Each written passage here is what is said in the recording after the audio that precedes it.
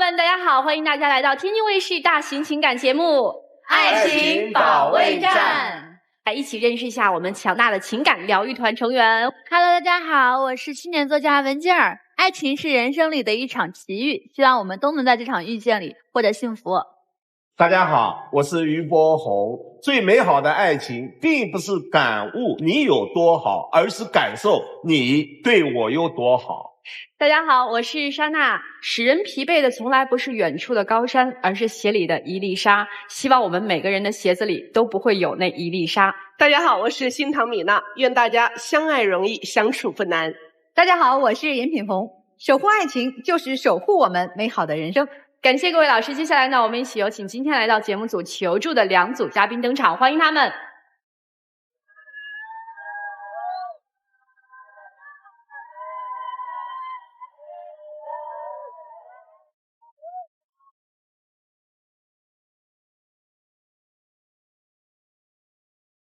本期第一对情感嘉宾，童先生36岁，来自山东仓库管理员；李女士37岁，来自山东按摩师。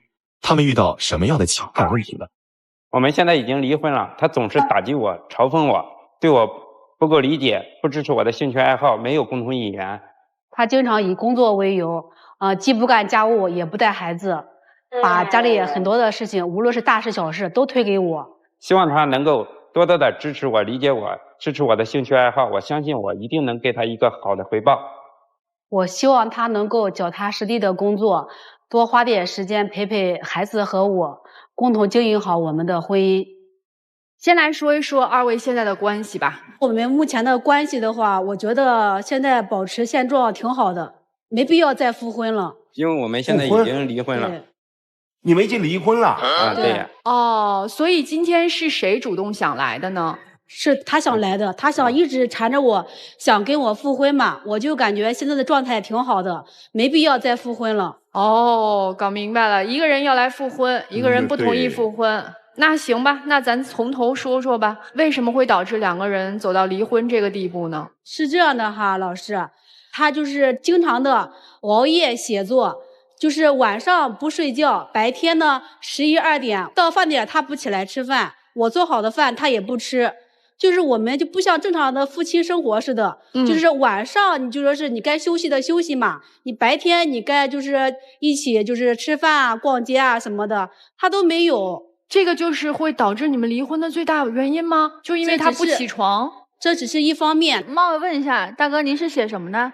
我结婚后啊，结婚之前我都是做自由撰稿人，给一些企业啊写一些可行性分析报告啊、商业计划书，都是自己来接单。这不叫写作吧？这叫写文案。对，写文案工作。我以为是作家的那种。我也以为是。我本身啊，是有这个文学的一个理想。平时啊，写完这个商业计划书啊，我还有闲暇的时间啊，来给自己充电啊之类的，就是为了一边是脚踏实地，一边是仰望星空。哦，就是还是有写作这个当作家的梦想的，对吧？这不是挺好的吗？有梦想，然后还能脚踏实地的挣一份自己的应得的一些报酬啊。我也跟他沟通过，我说你这个作息的时间你不能改一下嘛，不能就说是老是这样，晚上不睡觉，白天基本上就反锁在屋里面，自己就是闷头干自己的事情。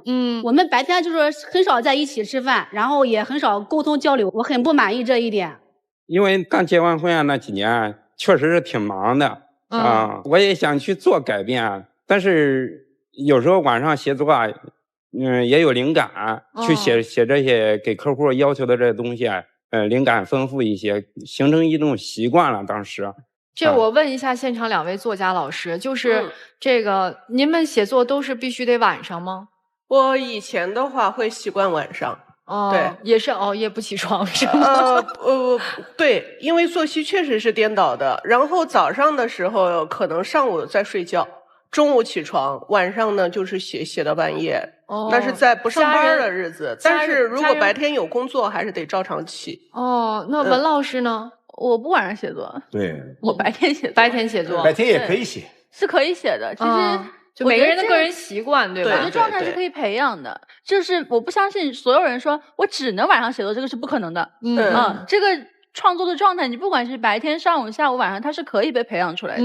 但是这位前夫哥他要仰望星空，星空只能在晚上呀。啊，这么解读也是对的。懂了，哎呦，还是于老师厉害啊！所以那其实从妻子的角度来说，是不是在您内心深处，对于他仰望星空这件事儿是不太支持的，或者说你有你自己的想法？我是想让他改变一下作息的习惯嘛，就是他是这样的，我是觉得他假如是个巴尔扎克吧，你也就认了，就是因为他夜夜写，应该也没写出什么东西来，让您觉得他的每夜熬夜不知道是在干嘛，是不是？对，老师说的对。你觉得他写的怎么样？说实话，我很少看，我欣赏不了。为啥欣赏不了呢？你没有写出来什么名堂，既不能当饭吃，又不能什么。我觉得只是一个精神的一个寄托。他到底写的是商业计划书，还是商业计划书加写作？都写，对吧？对。那么你商业计划书是挣钱的淫荡，对吧？那你自己写作的那一部分占据了时间的多少，和有没有给生活带来一些补给？也有一些补给，但是这个占的时间少一些。你是在网络连载吗？啊，对，在网络连载。然后每天有字数限制，要求你每天必须得写多少吗？有签约吗？没有，老师，这个你连签约都没签约，我签约了，签约了，他一定会要求你每天日更多少啊？不是，我写的是那种7000到1万字的短篇小说系列，例如知乎啊，或者那个游戏啊那种短篇。哦，懂了。哎，我问一下，就整体你这个前夫哈。他的这个，不管是他写文案、写什么计划书赚的钱，还有这个网上连载赚的钱，整体的收入，你满意吗？坦白的说哈，婚前的2、3年收入还是可以的，但是后来他的收入也就是下降了嘛，直线下降。我也跟他沟通过，我说咱们不能只是谈诗啊，咱们就是要过好当下嘛。我让他出去工作，就是去干个体力工作嘛，就做个搬运工或者干什么的，只要能挣钱养家糊口也行嘛。但是我觉得他就是那种思想就永远是在天马行空似的，不像是跟我在踏实过日子。就是他坚持自己的写作的这个工作，不愿意出去，可能再兼一份职，为家里面多补充一些家用，对吧？对，是的。你就会觉得很辛苦，对吗？对，是的，老师。熬夜是他不能接受的一个表象啊。还有啥不能接受的表象？还有他的就是个人卫生啊，真的是一塌糊涂啊。比如说我打扫好卫生哈，拖完地，他那屋里哈简直就不能进，一地的烟灰，因为他熬夜要写作嘛，抽烟，满地的烟灰。他走出来的话，我的客厅哈刚拖完，立马就有一个黑印子。但凡他真的珍惜我的劳动成果的话，尊重我的话，为什么就不能讲究一下个人卫生呢？我拖地也很辛苦呀。还有偶尔的话，他不忙的情况下，我做好饭，吃过饭之后，我说你给我刷一下碗吧，碗锅都刷不干净，就是连那个厨房柜嘛，他都不擦一下，顺手的事情他都不擦干净，我还要弄个第2遍。所以他不是不干家务活，对，他是干了以后干不好，达不到你的要求和标准。对，是的。就在你们的婚姻这7年的过程当中，还有什么大事儿吗？结婚之后啊，当时啊，我父亲得个脑梗，大女儿当时才3岁，她还怀着孕。然后呢，我找工作啊，因为当时啊环境不好，我写商业计划书啊，挣钱也少了，收入越来越低甚至是没有收入。我想去找份工作啊，也找不到而且他也找不到。然后一家人啊。基本上就是颗粒无收。在这期间啊，我们原来的小事小矛盾往上升级，矛盾是越来越大一方面就是把这个家里的这个家庭压力啊，都放到个人的这个情绪上去，越来越爆发。怎么了呢？他就动手了呗，因为一件琐事，然后吃饭的时候我们就吵起来了。我就一直就是说他嘛，我说咱们就得出去工作，想想办法，你不能一直吃老本啊。虽然你现在的这个商业计划书接的少了，咱是得2条腿走路，是不是？想其他的出路，毕竟有孩子，你要养家糊口，是不是？而且我怀着孕，我也不能出去工作。就说着嘛，他就急眼了，他就给我动手了。你有点夸张，而且你当时怀着孕，肯定是你先打的我，你打的我，然后我再去反击。我一个女的，我就怀着孕呢，我就顺手就捶了他一下，对，他就反击我。我也打了他一下。她怀孕，即便她动手了，你都不应该动手。何况你是个文人啊，文人要诗人怎么会动手呢？他用鞋底，他说不能打你肚子，他用那个鞋打我屁股，打屁股啊？屁股不是在肚子后面吗？不是连在一起吗？不也就这，他当时他先打的我当时也是一时冲动嘛。你是男人啊？我打的是后面，我不知道怎么打哪，他说打哪儿，我还不知道打到哪。他说他生气，他说他先打的我，他还拿鞋底抽了我，有7、8下，哪有7、8下？他也很生气。你打我一下，我打你一下，我就出去了。在你们婚姻的存续期间，是不是先生会觉得自己的妻子有的时候挺强势的，对你一直在说教？啊，对，就是特别的强势。我是一直在慢慢改变，包括他说的一些卫生习惯啊之类的。他有时候吧是个追求的一个完美的一个洁癖主义者，然后你可能是需要2、3个月才能改变的事情，他恨不得要求第2天你就去改变。那你觉得他对你最大的抱怨，会不会是因为你一直都没有出去找到一份能够补给家用的工作？当时确实是，然后后来啊，我过完年我就找了一份仓库管理员的一个工作。这份工作是我特意找的，因为他上1休1，第2天休息的时候，我可以去写小说啊。哦，还能继续写作而且这个后来我写的这个短篇小说系列的是跟一个大型网站签约的，然后也没有这种强迫性的那个去写，就是7000到1万字，我准备写个20篇、30篇集结。这种系列就集结成一本书。这个工作是不是离了婚之后才去找的？不是离婚之前的。这不是他也有改变吗？老师不止这一点，我现在我知道2个孩子的嘛，经济压力挺大的，我也出去工作。我在工作的期间哈，我还兼职，就是我觉得工资不是很高嘛，我觉得我下班挺早的，还有时间和精力，然后我就兼职做了一个主播。他还不乐意，还不让我干。我下播之后，他还不让我睡觉啊，就问东问西，各种猜疑，就基本的信任都没有。兼职做主播，他为什么会猜疑你呢？他因为他做的是娱乐主播吧，跟一些男粉丝啊去互动，然后我个人比较传统，有时候出于关心他吧，他晚上熬夜去播的时候也挣不着什么钱，但这同样也是他的爱好呀，和你是同样的呀。你在网上发小说，不是也有女粉丝看呀？重点是他说你对他没有信任，是你怀疑他什么情况？做的是娱乐主播，那些粉丝啊，就是什么打赏啊、追求啊，为了讨好那个男主播，可能有一些擦边啊之类的。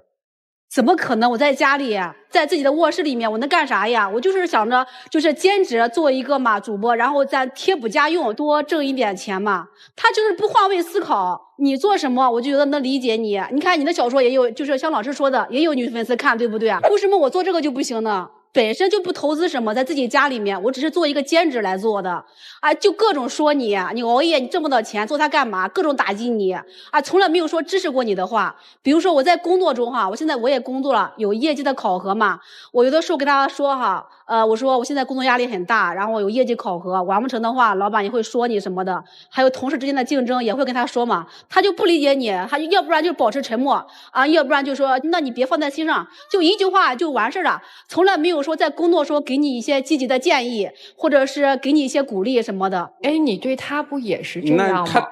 老师他对我也是这样的。他在写作的时候，你连他写的东西都不愿意看，这不是一样的吗？对呀，但是后来他不做这个那个娱乐主播的同时，我去做这个拍一些文学的段子啊，做的一些搞笑的文学段子。然后也有一些女粉丝啊，经常的跟我互动，而且还在上面买我带货啊，做汉服。有一些粉丝也会喜欢上我的这种，这不是蛮好吗？哎，等会儿于老师，他不让他去跟男粉丝接触，那你怎么能跟女粉丝接触呢？你这不是严重的双标吗？对呀。但是女粉丝我是走的是传统路线，那他不传统了。哎，这还分传统和不传统？您给我解释解释，什么叫传统，什么叫不传统啊？不传统，我觉得吧，他就是有时候大晚上的在上面就是有一些擦边啊之类的话。他说我开玩笑，做娱乐主播就不正经，他做文学就正经了。您这个话我不认可。我没说过。如果说他擦边，他会被平台关小黑屋的，是不可能的。平台也有监督的呀。他经常有时候还说他是单身，他没扯离婚证之前，他说他是单身。这说了没有？这个就开玩笑的口味嘛。这不能开玩笑。哎，你们俩你们俩是因为什么具体的事件就去领了离婚证啊？结婚7年了嘛，然后各种的矛盾也在一起，包括带娃育娃的方式，我都跟他说了。我工作期间，他在家就是比较清闲的时候，我说你带孩子，陪孩子，带孩子去公园去溜达溜达嘛，增加一下亲子的这个关系嘛。他出去一会儿就说累了，半小时就回家了，说累了也不带孩子去溜达溜达玩，要不然的话在家里刷手机，孩子呢就在家里面看电视。就那样放手不管，就这样带娃，我觉得谁都可以带娃了。让你个父亲干嘛的？你的角色是干什么的？你多给他一些陪伴。现在大女儿说实话，她性格就很内向，就不怎么爱说话。我就说没事，就是住楼房嘛，本身就是跟人交流的机会也很少。我多带孩子去公园去转转，去玩玩，去陪陪孩子，让孩子就变得开朗一点。作为一个父亲，他没有做到位过。最后导致你们2个人去领那张证的导火索是什么？生活、工作各种压力，没有具体的事件，就是突然就说咱们俩就离了吧。对，经常的吵，因为一些小事吵，然后2个人一上头，然后就说打证去，打证就到民政局直接就撤了。对，你们2个人现在分开的状态是离婚不离家吗？对，还住在一起是吗？对，那为什么没有分开呢？因为为了孩子考虑，他说我对孩子陪伴少，因为我当时啊结婚后，那3年的时候因为那个客户要求的比较急，我确实也挺忙，对孩子陪伴少，我觉得也有亏欠。后来这个孩子上学之后也长大了，然后我现在这个时间也宽裕一些了，然后包括他现在的这些功课都是我来辅导的。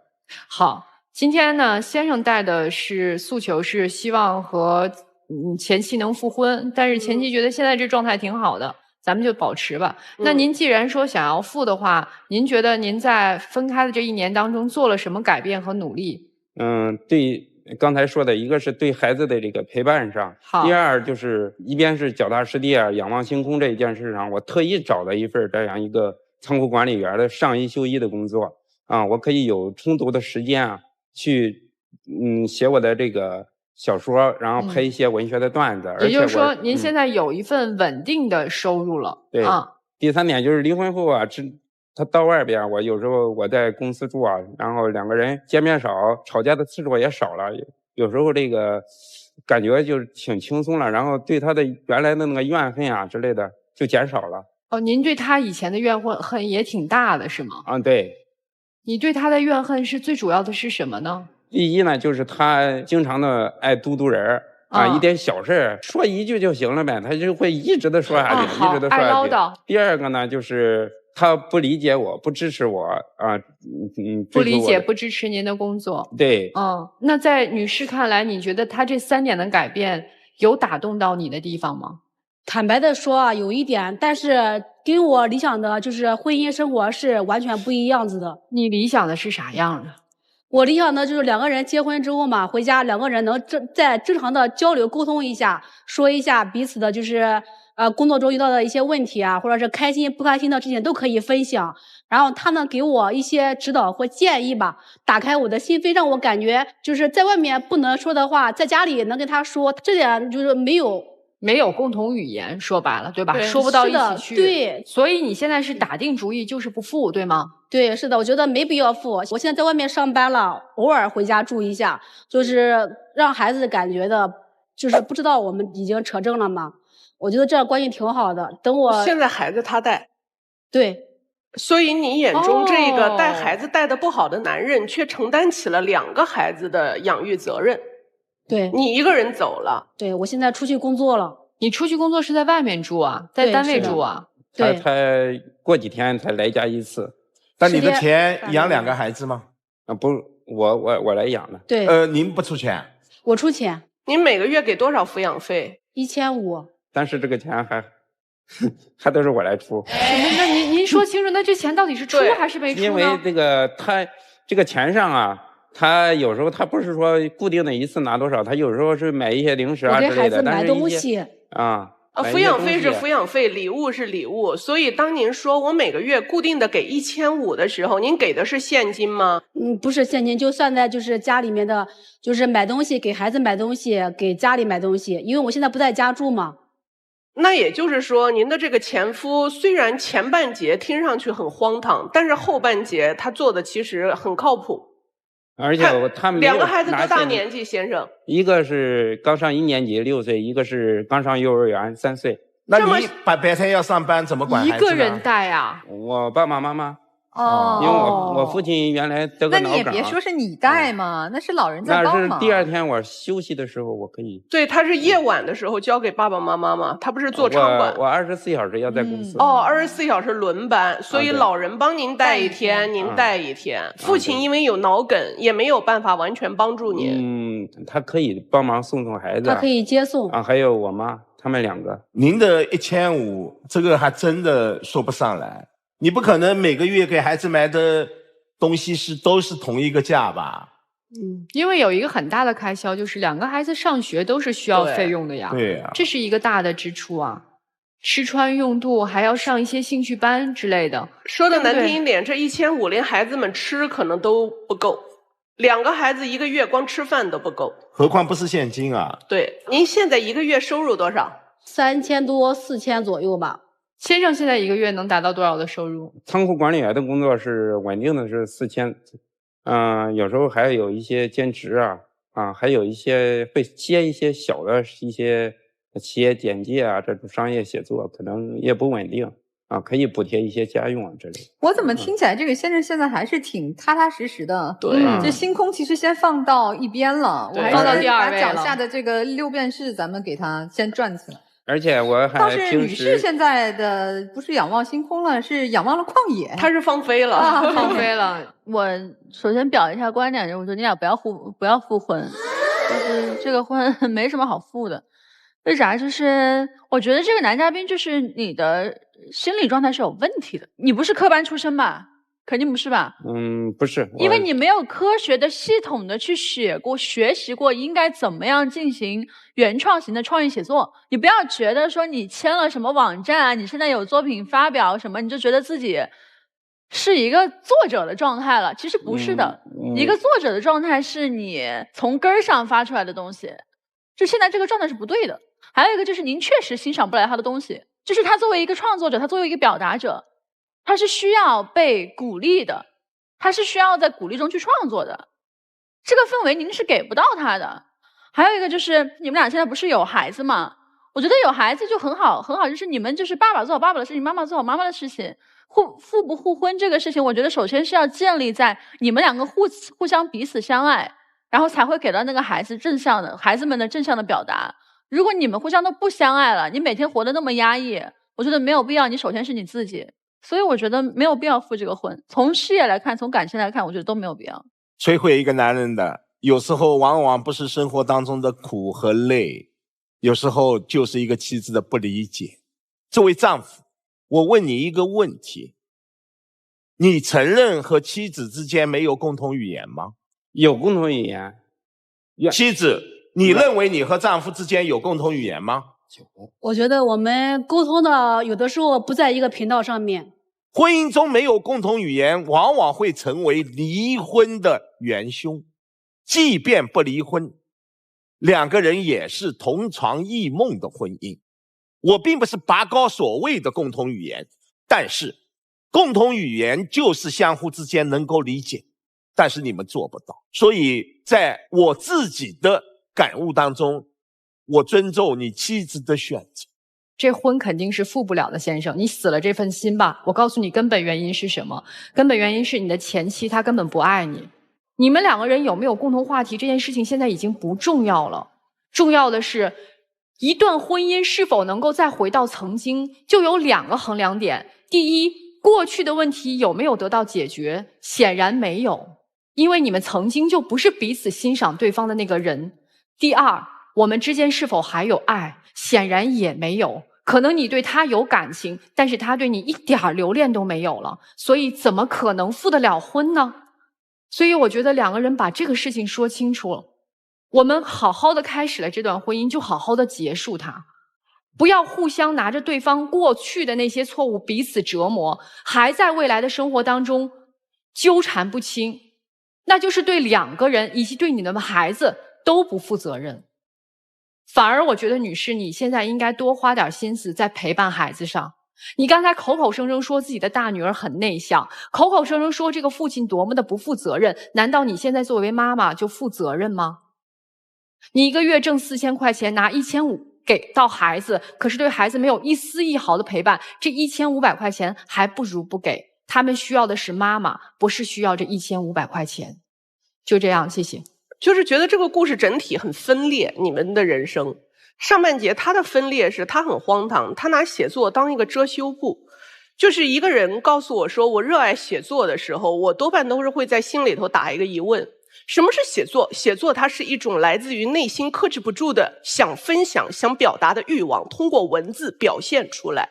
作家分两派嘛，当然了，天才的这一管我们不管，天才是一个分支，除了天才之外的作家分两派嘛。有像博尔赫斯那样的图书馆里的作家，他通过阅读可以使自己丰富视野，成为作家肩上的作家。再来一派是毛姆派嘛，我自己丈量世界，我经历生活，我所经过的每一个国家，我都会留下我的故事。但是你所描述出来的这些前景，为什么我说它叫遮羞布？这就是在跟同样的一批生活见不到希望的人面前，我举起一条叫做写作的大旗，我说你看，我与众不同，我有了不起的梦想，并且我有人赏识，有出版公司要签约我，我一出版就会怎样？你一出版，你自己可能都得去付一个出版费、印刷费。是这样的，老师，我现在写，我才刚写了有几篇，再连带你就没有听明白我说的意思。当一个人说我热爱写作，那他一定成不了作家。所有的作家都一定是我热爱阅读，我热爱生活，我热爱文明。你一定是先热爱了别的，再通过自己拥有文字表达这个能力，把它表达出来，才叫作家。但是我在抖音去拍段子的时候，也收获了不少的女粉丝，他们这些读者很认可我。读者和粉丝是两回事，你懂吧？就是我的读者也是我的粉丝，人家都买我的汉服，还认可我。因为你现在从这个赛道的时间太短了，你只是看到了你迎头这一点点的红利期而已。就是这个赛道没有你想的这么好闯。是的，老师，我刚刚开始写了几篇。我就想告诉你的是，接下来你的人生不用说我热爱写作，请你好好多积累。对于你来讲，因为前半节都说了，你的分裂在于你用一个写作来作为自己人生里头其他不如意的一个大旗，一个粉饰。我在仰望星空，我一开始刚说了。您别仰望星空了，仰望星空有太多人了，流浪汉也得仰望星空。草上那个草地上吃草的牛和马，抬头的时候我也看看星空。而且当时星空是给任何有眼睛的人准备的。你仰望星空不见得就高级，别人脚踏实地不见得就没有出路。您后半场做得很好了，后半场是指妻子离开之后，你和家人协助带娃，努力工作，这一部分非常好，请你放大这一部分，才是能够换回你的老婆的唯一可能性。听得懂了哈？否则你的仰望星空那一套，你只能够说给那些文学少女听，你老婆不是文学少女。我的粉丝群体都是退休的老太太。不要争了，您看您和米娜老师一争辩以后又原形毕露了，就是你妻子早就看到了，您就是这么个人，您现在还执迷不悟，还沉迷在那里，痴迷在那里，你没有真正醒，是要活要生存。他现在是离婚以后是一种倒逼。其实在我看来，你们是个非常简单的故事。就是两个谁也不爱谁的人生了2个孩子，所以还复什么婚呢？女士，其实我觉得你比他还自私。就是在关键时刻，至少他还像个男人一样，好，这2个孩子我抚养，我甚至还拖上我的老父老母身体抱恙的家人，我来抚养2个孩子，我没有在关键时刻撂挑子。人家现在怎么了？人家现在挣着那份钱呢，抽点业余时间去做一点自己喜欢的事儿，就算是仰望星空了，他也在往前走啊。你呢？你都退回到结婚之前了，你当你没孩子了。其实我很生气，我不是气他，因为我也不太懂写作啊，而且那是过去式了。过去他气人，让我们2位作家老师都去指责他过去的不当行为。对，但我看的是今天，对，我看的是明天。你比他差多了，你正经不如他。人家在最家庭条件差的时候，行，我咬咬牙，我不写作了，我先暂停一会儿吧，我去挣这份24小时的这个仓库员的钱吧。人家做了，你做什么了？你做的就是推卸责任、逃跑、甩锅。你别说你不像个妻子的样子，你像个妈吗？没听说过2、3岁的孩子妈就走了，不回家住。你说我工作性质不能回家住，那你像他一样啊，你找一个倒班的呀，你熬自己啊。我熬24小时，我跟我老公倒班，我带1天孩子，他带1天孩子，你吃得了这份苦吗？你这前夫是仰望星空的，你现在就是放飞旷野了，旷野无限的广阔，你还年轻。你知道你离开这2个孩子，你还有人生。你如果愿意去做这样自私自利的人，我告诉你，你也走不远，也没人会爱你，也没有人愿意再和你成家。所以我劝你啊，咱不着急复婚，复婚肯定现在不靠谱。你先回去，带2个孩子，陪着他们，找一份能够既养孩子又工作的这样的生活方式。怎么就不行？我们不都是又工作又养孩子吗？谁就为了工作就把家抛了，把孩子抛了吗？我希望你们能够共同努力把孩子养大。至于你们2个互相不爱自私的人，你们好自为之吧。我觉得今天可能对你们2个人来说都有一些新的收获和意想不到的结果。坐那儿先休息一会儿，然后我们换另外一组嘉宾过来，好吧？好。本期第2对情感嘉宾张先生43岁，来自天津个体；邓女士34岁，来自天津个体。他们的感情出现了什么样的问题呢？我们之间最大的问题就是他在别人面前不尊重我，不给我面子，还有点怀疑我。我们之间最大的问题就是他沉迷于游戏，不帮我分担店里的活儿，而且有什么事情都不和我商量。我今天的诉求就是让他在别人面前多夸夸我，给我留着面子。希望他以后吧能戒掉这个游戏，多帮我分担店里的活儿，有什么事情多和我商量商量。我们2位先给我们大家简单做一个你们关系的梳理和介绍，好不好？让我们大家老师们能清楚一下你们现在处在一个什么样的状态。我们2个吧认识在2019年快过年的时候，那时候我是在网吧做前台，因为前台那个工作吧挺闲的，我没事的时候吧就开那个快手直播，因为我粉丝也不多，他那时候吧总进去，他也不说话，就是一直给我刷礼物。然后吧，他就给我发私信，总给我发，因为我从来不回私信，我就有一回我就回了一句，然后吧，我们2个就聊了几句。我感觉他这个人吧，也不胡说八道的，他就跟我要微信，然后吧，我就没给他。后来他就总跟我要，我就给他了。他就对我生活方面挺关心的，因为我们2个都是离异的，我离婚都曾经有过一段婚姻，对。是吧？上一段婚姻都有孩子吗？我没有孩子。我有一个女孩。现在跟着谁呢？跟着她的妈妈。哦，跟着妈妈呢哈。因为那时候我就根本不想搞对象了，我也不想再结婚了，我就伤透了心了。然后他就对我生活的方面就特别的关心，还给我父母买营养品什么的。然后我就心吧就感觉被融化了一样，我就感觉他对我真好。他的手吧，就是出过一段工伤，少了一只手，我也不嫌弃他残疾。然后现在这只手能工作吗？就是这个平常日常生活应该可以啊，就是一般要是必须2个手干的活，肯定干不了。对。然后我们2个结婚也没有彩礼什么的。你俩谈恋爱谈了多长时间就结婚了？9个多月吧。结婚的时候双方父母家庭同意吗？同意。都见面了。我妈妈刚开始我一说她少了一只，我妈的心就颤了一下。然后我爸爸就说，不在乎这些，以前那个长得好，说什么什么都好，说对她也不好，说有什么用啊？说咱也不图钱，就图人。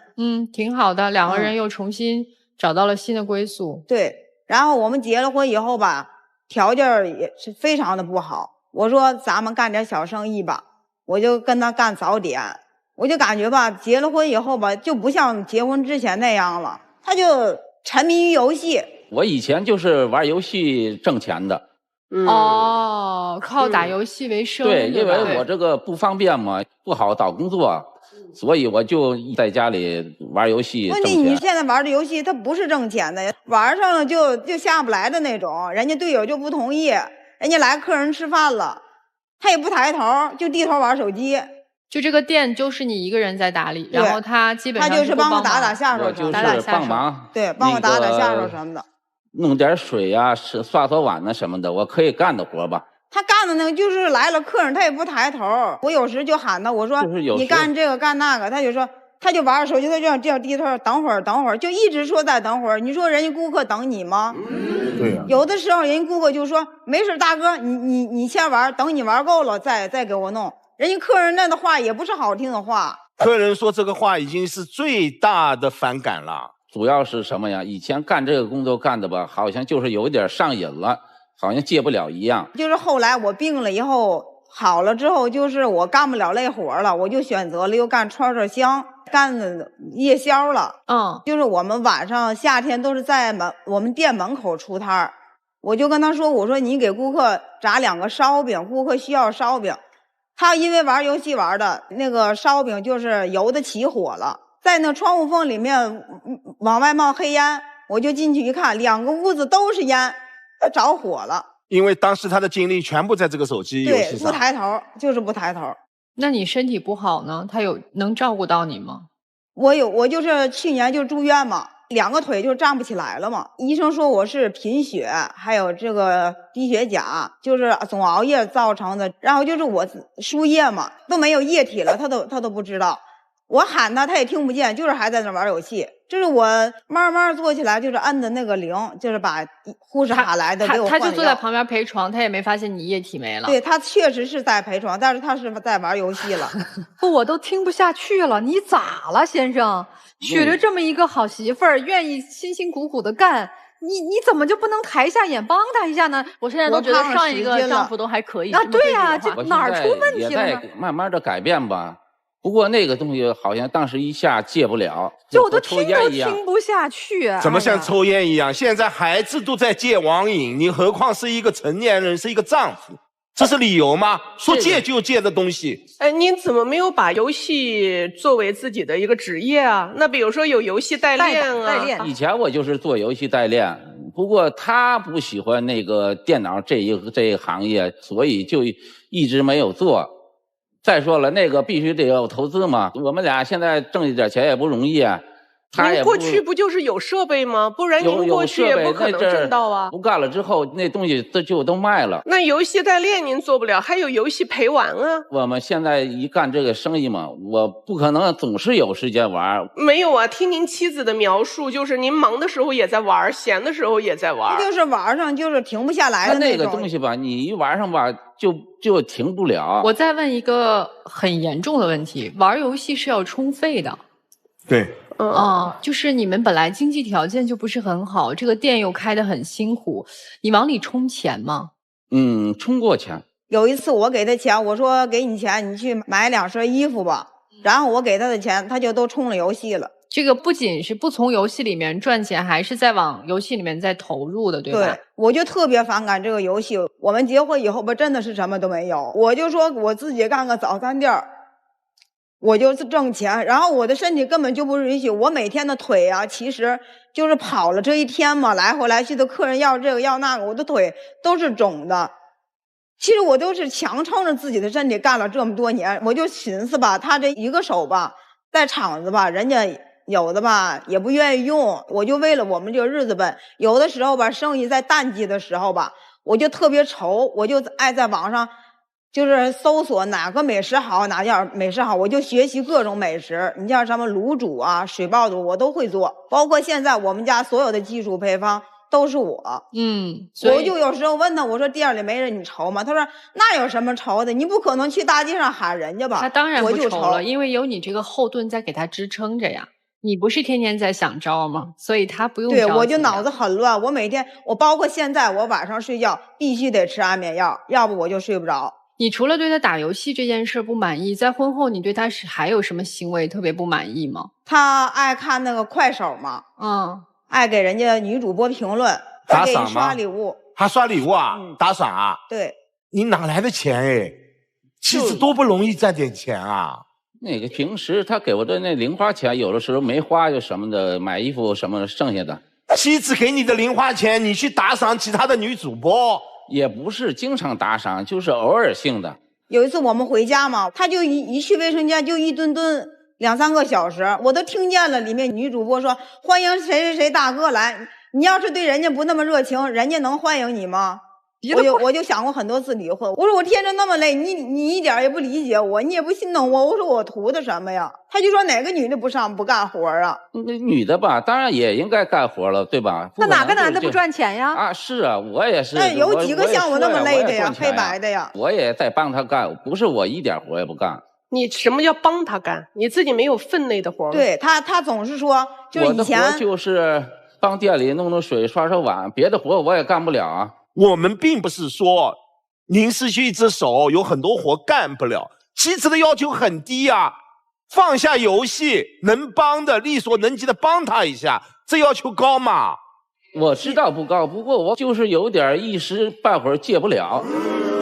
现在我听到这儿无赖的表现吧，我就戒不了。你怎么着吧？我就给您点评一句哈，我打断您一下，我听到他半天，他是有点飘，所以想帮他落地，但您就是坏这个事儿，我还真没有信心能帮您变好。没辙就哈。对，哎，还有什么大事想跟我们倾诉的吗？他那个就是喜欢车，他就总扒拉手机，然后吧。我妈看见过一次，就说如果说他非常的喜欢这个车，就给他买吧。当时你妈妈要给他买车？对，我妈妈说她掏3万块钱，就是也不是说给我，我妈妈说就说你什么时候有就什么时候给我，这钱我也不着急要，然后就买了这个车。哎，你们一家人我觉得都好善良，都像圣母一样，都是心疼这个小伙子，好像是不是手受了伤？然后买这个车的钱就是不到1年，我就给我妈妈把这3万块钱，我就干早点就给我妈妈归上了。这妻子特别像一个无底线宠溺自己、不争气的青春期叛逆的儿子的这个状态。对，今天你们2位来到我们节目，是谁先提出要来的？我不想跟他再继续下去，是他想来的。你是想让我们帮你去改变这个男人，还是说您是已经打定心思说我不想再往下过了？我就感觉，毕竟我有过一次失败的婚姻了，我要是再有第2次，就会让人很笑话。如果说他真的是为这个游戏改了，我还是会选择跟他走下去的。那先生，我问您一下，您今天既然过来是挽留的这个动作，您说说未来自己准备怎么改吧？比如说，我现在立刻可以把游戏从我的手机当中删除，能吗？那个可以做到，就是以后我再不打游戏了。对，以后肯定不玩了。我们不开着店了吗？我帮店里多做点事儿，尽量的少让他受点累。还有就是不能惹他生气，他住院就因为老生气的，这几点我肯定可以改掉。他玩游戏我们吵过，不是1次2次了。他有过一段时间不玩了，但是说不玩，后来就又玩了。所以您现在是不太相信他能彻底戒得了游戏的，对吧？我不太相信他彻底能戒了。所以今天其实邓女士也不是打定心思要分开的，因为她能看得出来，还是希望丈夫改，但是其实就陷入了一个死循环。那这个循环到底怎么办？咱们接下来听听老师们有什么意见。来，文老师。就是这个邓姐姐，我跟你说，你就是她人生捡了一个巨大的便宜。对，我就总感觉，我就说，那这句话你分2部分听，一个是她捡了个很大的便宜，是她的幸运；第二个就是你真的好便宜。为什么？你太容易的让他得到了，然后你跟他谈恋爱之后，你又没有任何门槛的，你就跟他结婚，然后你还要一直去身体力行的去供养他。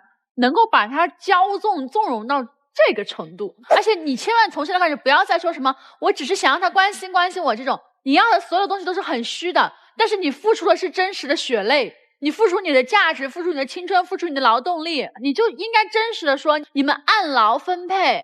我跟你讲，你现在如果说我只是想让你关心我，回去之后他依然什么事都问他，只要嘴上关心你，我跟你讲，你当牛做马，你甘心的，一个愿打一个愿挨。你善良，但是咱不要人善被人欺，我就觉得他欺负你了，从我的角度来看。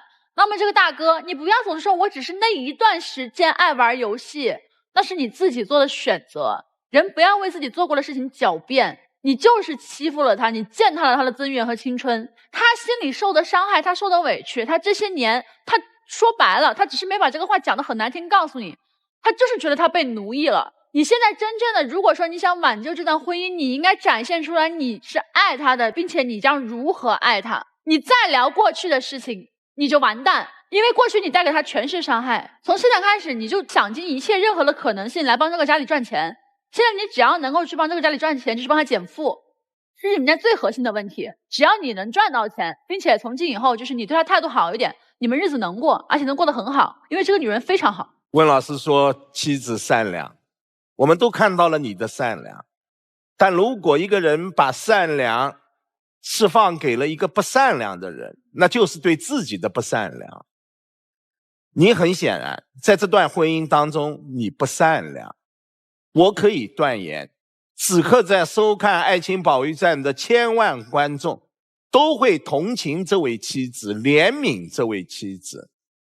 她当初不在乎你有没有财产，也不在乎你身体的残障，她义无反顾嫁给你，没有所求，求的就是想找一个可靠的男人。结果她找到的是一个让她失望的男人，所以她弱小的身子撑起了一个早餐店。她并不是说让你去做如何惊天动地的事情，如何去上进，只是让你放下手中的游戏，去帮她一把。她这个要求真的不高。你今天说我可以戒掉，她心里比谁都明白你戒不掉。只要不离婚，你依然如故会玩游戏。当然也给这位丈夫一个机会。什么机会？今天对着千万观众承诺，作为男人说，我从此以后不碰游戏，我去帮衬着我的妻子。但是这样的机会妻子只有一次。如果今天说了依然不改，立马离婚，你同意吗？我同意。好，那我其他没话可说了。先分开一段时间试一试。我觉得不分开就这样下去，这个男的大概率是不会改的。你现在一直是他最大的一个后盾，他为什么现在可以躺平？他为什么可以一直去打游戏？他为什么可以戒了以后再重新恢复打游戏？因为他知道你不离不弃，他没有这个害怕的神经。我们都说你太善良了，你是善良到头，善良到没有边界，善良到没有度，是什么？是懦弱，是任人宰割。所以现在的日子过成这个样子，是你咎由自取。你宠的吗？你惯的吗？你和你们全家人一起惯的。看他喜欢车，马上就给人家赔上一辆车。所以如果你一直抱着说不行，我已经离过一次婚了，我不能再离婚了，你一直抱着这种害怕被别人嘲笑，然后委屈自己过日子的话，你接下来的日子大概率还是会陷入这样的死循环。所以你自己好好考虑，你想要让他真的能够改变，有所感悟，说我不能失去这个女人的话，那你就必须得先让他意识到他是有可能失去你的。如果不愿意离婚的话，可以先让他离店。你们的状态是绝对不能经营夫妻店的。经营夫妻店将会使一个女人完全的失去魅力。这个女人白天是她的压力源，回到家她看这个女人也很烦。这个女人白天会抱怨她在店里不好好工作，晚上回家会抱怨她在家里不辅助家务劳作。老婆就会成为家里头永远的24小时的老板。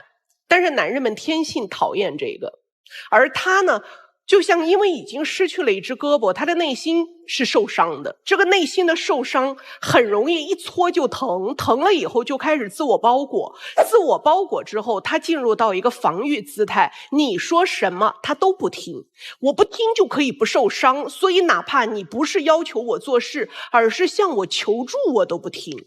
所以你在这边疼得要死，他都可以完全看不见了。你可能也没有意识到你平时也伤害了他。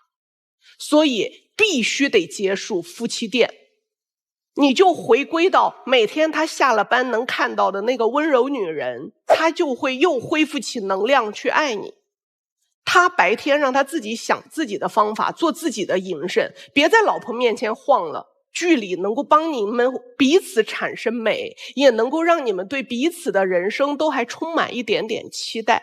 咱就不说先离婚了，我的建议就是先拆伙。我这么听起来，你不是他真正爱的那个人，是你自己营造出来这样一个人，他很爱我，我不嫌弃他，我嫁给他。所以你真正的问题，你们今天走到现在这个地步的核心问题是你自我认知太低，价值感太差。你以为我嫁给一个没钱没彩礼，还要我们家倒贴借钱给他买车的一个身有残障的男人，你就会获得一生一世安稳的爱了？能吗？我们采访过很多这样的组合，就是一个身有残障的朋友娶了一位这个身体健全的妻子，夫妻相爱，我们都羡慕的要命，就是可能比我们都忙忙碌碌芸芸众生这样的爱情还更浓烈更甜蜜。因为人家感恩啊，人家知道自己可能和身体健全的朋友多少有一点不一样，所以加倍的呵护他，爱他，甚至更要争口气，我得做得更好，我才能够还我妻子爱这一份心。那你嫁的人呢？你要提高自己的价值感和认知，你才配有好的生活，否则你一辈子像一个奴隶一样伺候别人，自己流着泪，边流泪边干活。为什么要过这样的人生啊？先生，我说一下你啊，我觉得你一直没有在现实生活中找到自己，其实是一个挺精神的小伙，长相也不错，你为什么要放弃自己现实生活呢？为什么要沉溺到网络当中呢？你只有在网络当中才能当大哥吗？你原来可能曾经受过创伤，无论是身体上的还是之前婚姻情感带来的创伤，但是你身边有这样一位女人，你完全应该重新点燃你生活的勇气。如果你珍惜身边的妻子，你就站起来好好和她生活，放下手机，回归生活，真爱妻子，真爱自己，你才能有幸福的生活，好吧？接下来我们两组嘉宾都先回到转门后，想一想待会儿是否要出来，好不好？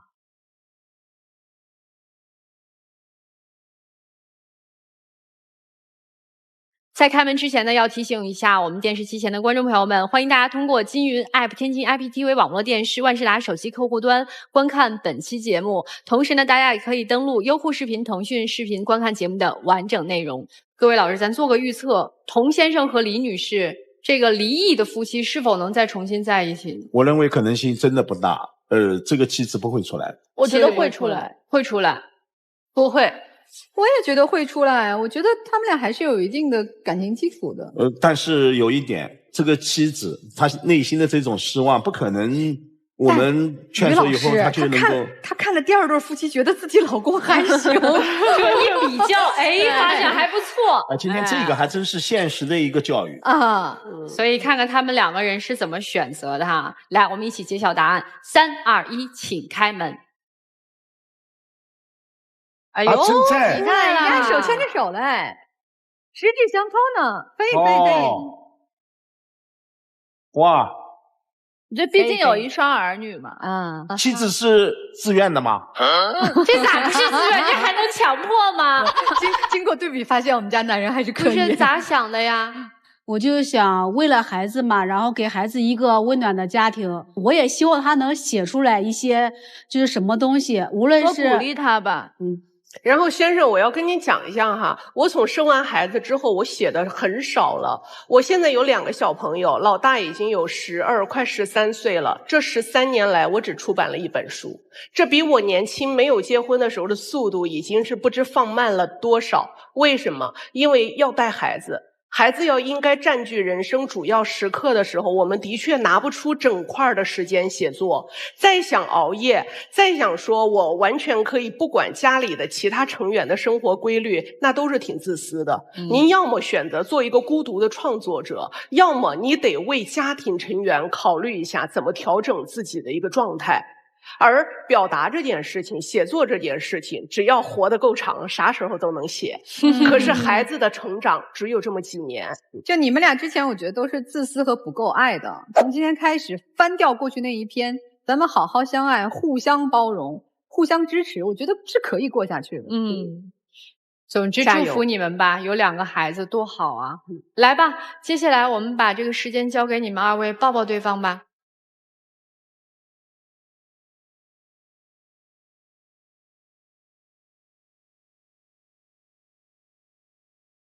好啦，请亮灯。谢谢你们，谢谢你们啊！感谢你们来到我们的节目，来这边请。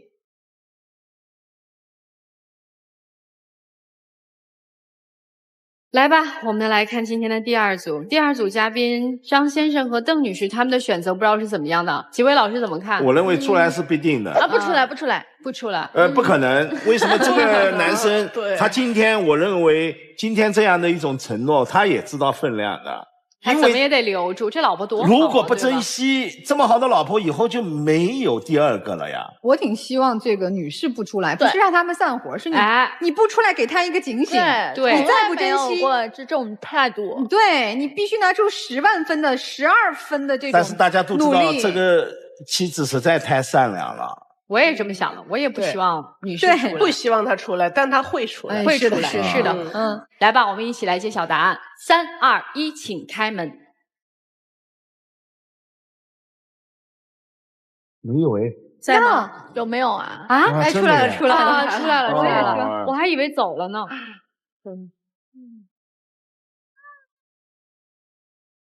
对呀，他哪里肯撒手啊？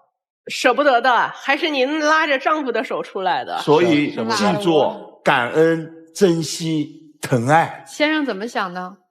我肯定不和以前一样了，在店里好好帮他干活，游戏就不玩了，也不给那个主播刷礼物啦或者评论了，肯定今儿的。算是给您敲个警钟吧。这个女人是可以离开你的，只是她不想而已。我知道，他也挺累的。你知道这么不过看起来，你妻子比你小9岁，看起来都跟你差不多大，你真的不要辜负她的善良。你担点责任吧。我知道，多心疼心疼自己的老婆啊！好，接下来进入属于你们的浪漫30秒。来抱一会儿。抱抱吧。哎，好。哎呀，所以老婆瘦吧，他一把就搂起来了。好，祝你们幸福啊！谢好嘞谢你们来到我们的节目。好了，这边请，加油回家努力吧。再见啊！谢谢老师。真不容易。好了，这就是我们这一期的爱情保卫战，我们下期再见。见。